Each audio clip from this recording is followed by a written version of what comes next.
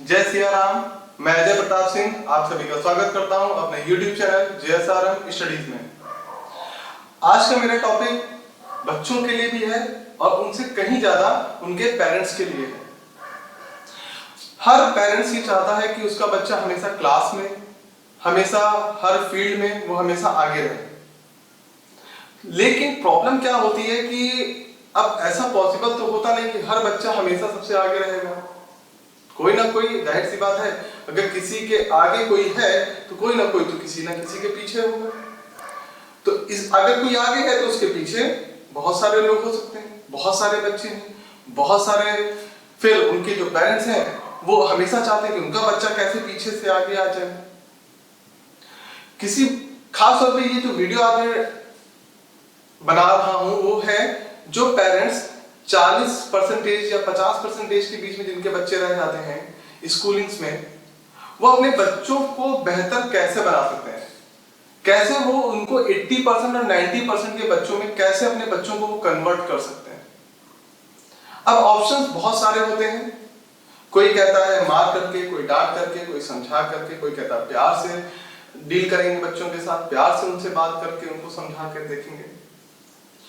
लेकिन जहां तक मेरा अनुभव रहा है, 40-50% वाले बच्चे काफी लंबे समय तक वो 40-50 पे ही अटके रहते हैं। और कई बार क्या होता है कि वो उस सक्सेस को नहीं पा पाते हैं जो पेरेंट्स चाहते हैं कि उनको वो सक्सेस मिल जाए।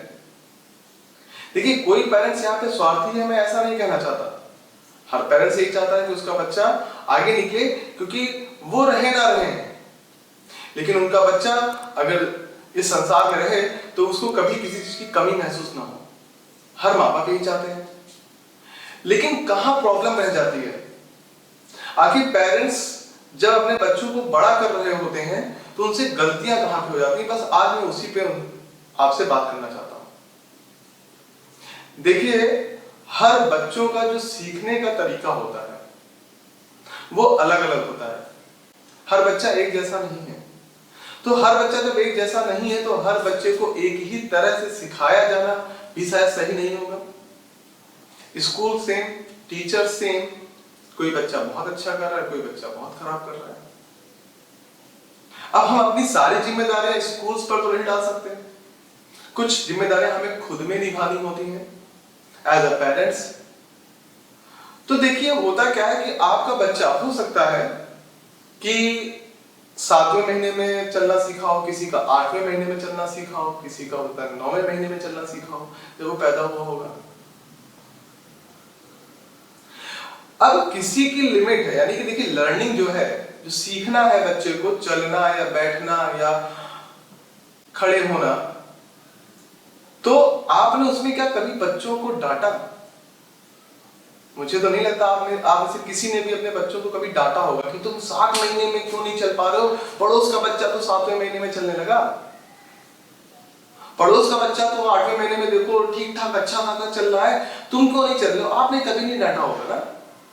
डांटना भी नहीं चाहिए। आप उसके साथ लगे रहते हैं, आप उसके साथ कोशिश करते रहते हैं कि कैसे मैं अपने बच्चे को और बेहतर कर पाऊं। आप उसके साथ उसकी हाथ को पकड़कर अपनी उंगली दे करके धीरे धीरे चलाना सिखाते हैं, लेकिन मारते नहीं हैं आप डांटते नहीं हैं। जब बच्चा आपका 2 साल का हुआ, किसी का बच्चा 2 साल में बोलना सीख लेता है, किसी का 1.5 साल में सीख लेता है, किसी का 1.25 साल में सीख लेता है। क्या इसके लिए आपने अपने बच्चों को कभी डांटा, कभी मारा, कभी कंप्लेन की? नहीं, आपने पेशेंस रखा, क्योंकि आपको ये बात पता थी कि पेशेंस रखना बहुत जरूरी है, क्योंकि हर बच्चा एक जैसे नहीं सीखता। हाँ, कभी कभी ये जरूर होता है कि अगर अमूमन अगर देखें 8 महीने 9 महीने में अगर बच्चा चलने लगता है या थोड़ा खड़े होना सीख जाता है, अगर वो नहीं कर पा रहा, वो 1.5 साल का हो गया, तब कहीं जाकर आपको चिंता होती है कि यार मेरा बेटा क्यों नहीं चल पा रहा, क्यों नहीं खड़ा हो पा रहा। आप डॉक्टर से कंसल्ट करते हैं, लेकिन मारते फिर भी नहीं है आप। कई बार डॉक्टर्स ने आपको ये बताया होगा कि देखिए, कुछ बच्चों की जो स्पीड होती है, जो उनका तरीका होता है सीखने का, वो थोड़ा किसी का स्लो होता है, किसी का अलग तरीके से होता है। उसका बॉडी वेट ज्यादा है, उसका बॉडी वेट का, बहुत सारी चीजों पर वो आपसे चर्चा करता है। तो कहता है आप पेशेंस रखिए, आपका बच्चा भी बोलेगा, आपका बच्चा भी चलेगा। और आप पेशेंस के साथ डॉक्टर्स की बातों को अमल करते हैं, मानते हैं। लेकिन ऐसा क्या हो जाता है कि वही बच्चा जब 5th में पहुंचता है, 6th में पहुंचता है और उसकी परसेंटेज 40, 50 या उससे भी खराब, तब आपका पेशेंस कहां चला जाता है? तब बीइंग अ पेरेंट्स आप उनको क्यों मारने लगते हैं, क्यों डांटने लगते हैं, क्यों कंपेयर करना शुरू कर देते हैं मोहल्ले के बच्चों से? क्या ये सही है? खुद से सोच के देखिए। क्योंकि सबकी स्पीड अलग है, तो सीखने की स्पीड, यानी कि पढ़ाई में भी सीखने की स्पीड सबकी अलग अलग होगी, सबका अपना तरीका होगा।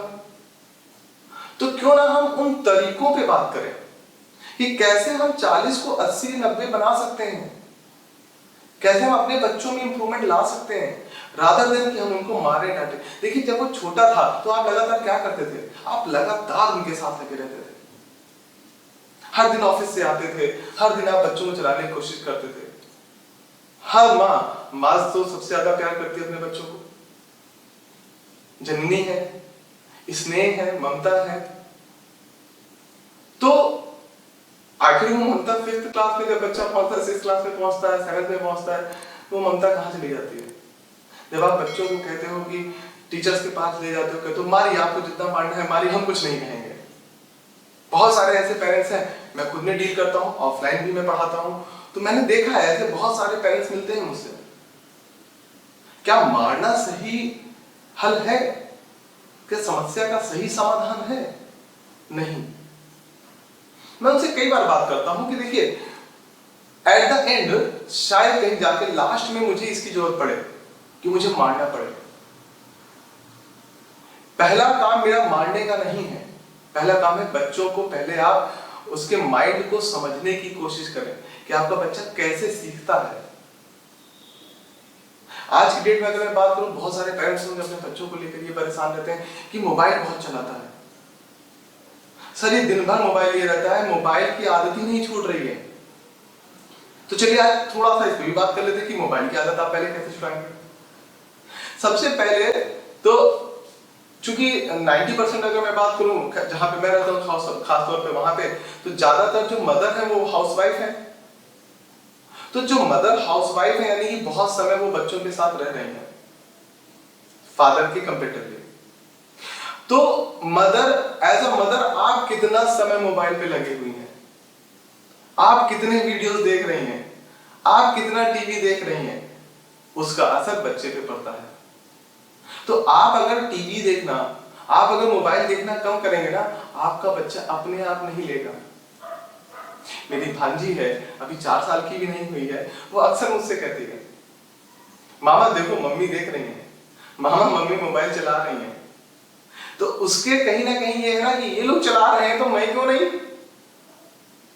तो उसको वो चाहिए होता है, क्योंकि आखिर ऐसा क्या है जो मम्मी दिन भर देख रही है, आखिर ऐसा क्या है जो बाकी लोग दिन भर देख रहे हैं, मैं ही मेरे लिए मना हो रहा है।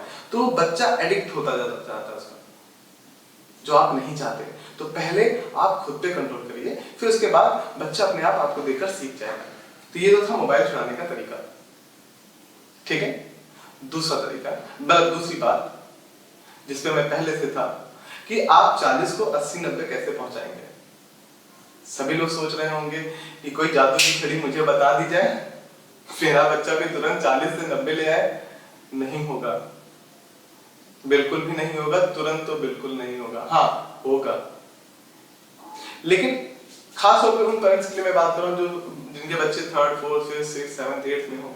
उनके पास क्योंकि अभी टाइम है थोड़ा अपने बच्चों को देने के लिए, पेशेंस रखने का थोड़ा सा ज्यादा समय है इन कंपेयर टू जिनका बच्चा 11th में, 12th में, उनके पास आप पेशेंस थोड़ा लेवल कम होगा।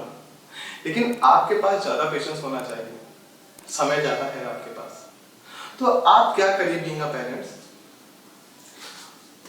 आप अपने बच्चों को पहली चीज उनके दिमाग को समझें कि वो कैसे चीजों को सीखता है, उसकी क्या आदतें हैं, वो किन किन चीजों से सीखने की कोशिश करता है। क्या वो अपने स्कूल के टीचर की बात को ही सत्य मान लेता है, आपकी बातों को सत्य नहीं मान रहा है, तो पहले आपकी बातों को वो सच कैसे माने, पहला काम तो आपका ये होना चाहिए। जब आपका बच्चा आपकी बातों को सच मानना शुरू करेगा तब वो आपकी बातों को ध्यान से सुनेगा। अब ये चीज आप कैसे कर सकते हैं? बहुत सारे एग्जांपल दिखाकर, देकर कि देखो मैंने ऐसा किया था, देखो इसका रिजल्ट ये निकला। जब उसको लगेगा हाँ पापा ऐसा कहते थे, ऐसा ही हुआ, तो वो धीरे धीरे आपकी बातों में सच्चाइयों को ढूंढने लगेगा। क्योंकि ये शिकायत होती है कई बार पेरेंट्स की कि टीचर जो पढ़ाते हैं वही मानता है, हम जो कहते हैं सुनता ही नहीं। तो पहली चीज आप यहाँ पे अपने बच्चों को कंट्रोल कर सकते हैं। दूसरा, अब आपने देखा होगा जब आप कभी अपने समय में जिम गए होंगे, कभी आपने बहुत ज्यादा काम कर लिया होगा, कभी आपने बहुत ज्यादा साइकिलिंग कर ली होगी, तो आप अगले दिन आपका पैर या बॉडी पार्ट्स बहुत ज्यादा दर्द हो रहे होंगे। खासतौर पे जब आप जिम वगैरह करते हैं तो आप देखें बाइसेप्स वगैरह आपके या लेग्स में बहुत ज्यादा पेन होता है। जब आप कार्डियो करते हो तो आपके पैरों में बहुत ज्यादा पेन होता है। तो ये जो पेन होता है वो क्यों होता है? क्योंकि आपने लंबे समय तक अपनी बॉडी को एक्सरसाइज का आदी नहीं डाला। अचानक से आपने आधे घंटे 1 घंटे बहुत मेहनत कर लिया जिम में, अगले दिन आपकी ये हिम्मत भी नहीं होती कि आप हाथ को सीधा उठा पाए। जस्ट इमेजिन, आप अपने हाथ को सीधा नहीं उठा पाते हैं। तो सोच देखिए, बच्चे से आप सोच रहे हैं कि 40% लाया है वो 80% ले आए, नहीं होगा। एक झटके में कैसे हो जाएगा? आपका बच्चा डेली 1 घंटे पढ़ता है, 2 घंटे पढ़ता है, वो अचानक से 10 घंटे कैसे पढ़ लेगा? आप आते हैं, जिस दिन रिजल्ट आता है उस दिन बच्चे को लेकर के तुम्हारा रिजल्ट इतना खराब क्यों आया, आप डांटने लगते हैं। 8 घंटे 9 घंटे एक दिन आप पीछे पढ़ के उसको पढ़ाने लगते हैं, एग्जाम से पहले एकदम सोने नहीं देते हैं कि नहीं आप तो हम सारा पढ़ाएंगे। एक दिन में कैसे कर लेंगे आप? आपसे हो पाया था? और अगर आपने कोशिश की तो क्या होगा? नेक्स्ट डे जैसा आपका हाथ दर्द हो रहा था, बच्चे का ब्रेन दर्द होगा, वो पढ़ाई से भागने लगेगा। आप अपने बच्चों से, जैसे आपका जिम ट्रेनर आपसे क्या कहता था, सर आप थोड़े से सेट्स मारेंगे, आज हल्के हल्के सेट्स मारेंगे, फिर धीरे धीरे हम सेट्स की संख्याओं को बढ़ाएंगे, अपना वेट बढ़ाएंगे, धीरे धीरे हम आपकी बॉडी में जो पेन हो रहा है वो 1 हफ्ते 2 हफ्ते बाद खत्म हो जाएगा और धीरे धीरे आप तो हैवी वेट उठाना शुरू कर देंगे। यही आपको अपने बच्चे के साथ करना है। आप अपने बच्चे से कहिए कि बेटा आप 40% लाए थे, आप 5% बढ़ा सकते हैं, 45 ला सकते हैं, ज्यादा मत मांगिए, सिर्फ 5%। तो बच्चा कहेगा चलो मेरे पापा मुझसे बहुत ज्यादा तो नहीं मांग रहे इस बार। नहीं तो आप हर बार कहते हैं फेल हो गया, अब तुम्हें जो है टॉप करना है, ये करना है। नहीं, आप सिर्फ 5% की बात करिए उससे। वो उसके लिए फिर कोशिश करेंगे, क्योंकि देखिए टास्क जब नजदीक होता है तो उसके लिए मेहनत करने की इच्छा होती है। टास्क बहुत दूर होता है तो इच्छाएं कम हो जाती है। आप लोग बड़े हैं, आप लोगों ने क्रिकेट मैच वगैरह देखा होगा तो आप अक्सर कहते हैं, देखा होगा खिलाड़ी कहते हैं कि हमने पूरा दिन खेलना है ऐसा नहीं सोचा, हमने पहला सेशन खेलना है, फिर दूसरा सेशन खेलना है, फिर तीसरा सेशन खेलना है टेस्ट मैच को बचाने के लिए, इस तरह से हमने सोचा था। यही काम आपको अपने बच्चों के साथ करना है। जब टास्क छोटा होगा तो बच्चा सोचेगा ये वो कर सकता है, तो 5% को इंक्रीज करने की कोशिश करेगा। हो सकता है 5 इंक्रीज हो जाए, हो सकता है 2-3% भी इंक्रीज हो, लेकिन अगर इंक्रीज हुआ, और ऐसा नहीं सिर्फ कह के छोड़ देना है। आप जैसे बचपन में उसको डेली चलाते थे, डेली थोड़ा सा मेहनत करते थे, वैसे आज भी आपको डेली थोड़ी सी मेहनत करनी पड़ेगी बच्चे के साथ। 10 मिनट 15 मिनट खाली आप देख लीजिए, क्या बेटा देखिए होमवर्क सारा कर लिया कि नहीं, कैसे किया बेटा, कोई समस्या तो नहीं आ रही थी, अच्छा आ रही है, चलो मैं सॉल्व करा देता हूँ तुम्हारे साथ बैठकर। डेली 10-15 मिनट आप उसको समय दीजिए। अक्सर आप हाउस जो वाइफ्स होती हैं, जो माएँ होती हैं, उनको आप डांटने लगते हैं, तुम देखती नहीं हो, बच्चा बिगड़ रहा है। नहीं, ऐसा नहीं है। कुछ गलतियां हो सकती हैं माँ की, सारी गलतियां माँ की नहीं हो सकती, और सारी जिम्मेदारियां हम माँ पे डाल करके अपने आप से बच भी नहीं सकते हैं। कुछ जिम्मेदारियां हमको खुद भी लेनी होंगी। तो आप उनको डांटने के बजाय आप 10-15 मिनट डेली निकालिए बच्चे के लिए। एक दिन का 10 घंटा मत निकालिए कि आज संडे है, आज ऑफिस में आज हम छुट्टी देंगे, देखते हैं कैसे नहीं पढ़ता है। नहीं पढ़ेगा सर, जबरदस्ती पढ़ लेगा, लेकिन दिमाग में कुछ नहीं जाएगा। तो आप उसको सिर्फ और सिर्फ 5% के लिए कहिए बढ़ाने के लिए, और डेली 10 मिनट दे दीजिए अपना। एक एग्जाम ना, क्योंकि साल भर का प्रोसेस तो है नहीं, एक हाफ ईयरली होता है या क्वार्टरली होता है या ईयरली होता है, तो हाँ, क्वार्टरली से हाफ ईयरली में देखिए क्या 5% बढ़ा। अगर बढ़ा तो आप खुश हो जाइए, अगर 2-3% भी बढ़ा परेशान मत होइए, अपने बच्चे को बुलाइए और उसके लिए क्लैप करिए, बहुत अच्छा किया बेटा, तुमने जो कहा था उसने अचीव किया। उसके आसपास हो, चलो कोई बात नहीं, 2-3% तुमने अचीव किया, तुम पॉजिटिव हो, तुम निगेटिव नहीं गए। नेक्स्ट टाइम हाँ अगले बार, अच्छा यहाँ तो 42 आ गए, 43 आ गए, चलो 5% और बढ़ा लो, सिर्फ 5% मांगिए और सिर्फ अपना 10 मिनट दीजिए। आप देखेंगे कि एक साल के खत्म होते होते मे बी वो बच्चा जो आपका हमेशा 40, 35, 42 के आसपास रहता था, मे बी वो एंड ऑफ द ईयर वो 50 प्लस हो जाए, 55 तक चला जाए। ये मैं अपने अनुभव से बता रहा हूं, मैंने 14 साल टीचिंग की है और मैंने कई बच्चों को इसी तरीके से सुधारा है। बहुत सारे ऐसे बच्चे हैं, मैं आपके सामने उन बच्चों का इंटरव्यू करवा दूंगा, मैं उनसे मिलवा दूंगा, फेस टू फेस आपसे मैं मिलवा दूंगा। वो बच्चों ने अचीव किया है, कहेंगे तो मैं उनकी मार्कशीट दिखा दूंगा आपको। उन बच्चों ने अचीव किया है ये चीज। अगले साल आप जब जाएंगे तो आपको क्या कहना है, 55% से 5% बढ़ा लो। ऐसा आप कंटिन्यू करते रहिए 2-3 सालों तक। तो क्या होगा, जैसे आप और हम होते ना, सीखने में हम लोग को समय लगता है, कोई भी नई चीज को हमें सीखने में समय लगता है, हमसे भी गलतियां होती हैं, बच्चों से भी होंगी। तो जो पढ़ाई है ना उसमें थोड़ा समय जाएगा, उसमें पेशेंस रखिए थोड़ा सा। साल भर का, 2 साल भर का, 3 साल भर का, अगर 5th में बच्चा तो 8th तक आते आते उसके 80-90% हो जाएंगे। इसी तरीके से सिर्फ 5-5% लर्निंग जो है ना वो बहुत तेज प्रोसेस का हिस्सा नहीं है, पेशेंस मांगता है लर्निंग। आप अपने बच्चों को अचानक से आप बहुत तेज नहीं कर देंगे, इसलिए पेशेंस के साथ 5-5% खाली अपने बच्चों से मांगिए। अपने बच्चों को खाली 10-10 मिनट डेली दे दीजिए, होमवर्क सिर्फ चेक करते रहिए। आप देखेंगे 2-3 साल के अंदर अंदर आपका बच्चा जो कभी 40-45 पे था वो अपने आप 80-85 पे पहुंच जाएगा। मेरे कहने से एक बार आप इस तरह से ट्राई करिए और सिर्फ 1 साल के लिए ट्राई करिए। हो सकता है आपको लगे 1 साल तो बहुत बड़ा समय है, नहीं सर, बहुत बड़ा समय नहीं है। आप अपने बच्चे अगर आपका 5th में आप 12th तक, यानी ये तो बेसिक पढ़ाई 12th तक है ना, उसके बाद भी तो कॉम्पिटिशन चालू होता है।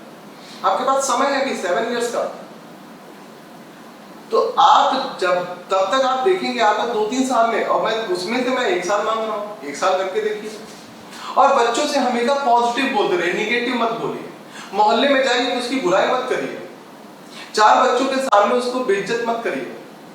कि बच्चे के अंदर क्या होता है कि वो सोच लेता है यार ये तो होना ही है, हर बार बेइज्जती होती है, वो आदी हो जाएगा। जब आदी हो जाएगा तो आप कुछ नहीं कर पाइएगा। तो मेरी आप सभी से रिक्वेस्ट है, जैसा मैंने आपसे कहा है, एक बार करके देखिए, 1 साल करके देखिए। आपका जो भी एक्सपीरियंस रहा हो इस 1 साल में, वो मेरे कमेंट बॉक्स में आकर के मुझे जरूर कमेंट करिएगा। अगर एक भी बच्चा मेरी इस बात से सीखता है, एक भी पेरेंट्स अपने आप को बदलने की कोशिश करता है मेरे इस वीडियो को देख करके, तो मुझे बहुत खुशी होगी। तो आज के लिए बस इतना ही। जय सिया राम। हो सके तो मेरे चैनल को सब्सक्राइब करिएगा, बेल आइकन दबाइएगा और ज्यादा से ज्यादा लोगों को शेयर करने की कोशिश करिएगा। नॉलेज, ज्ञान बांटने से बढ़ता है। धन्यवाद।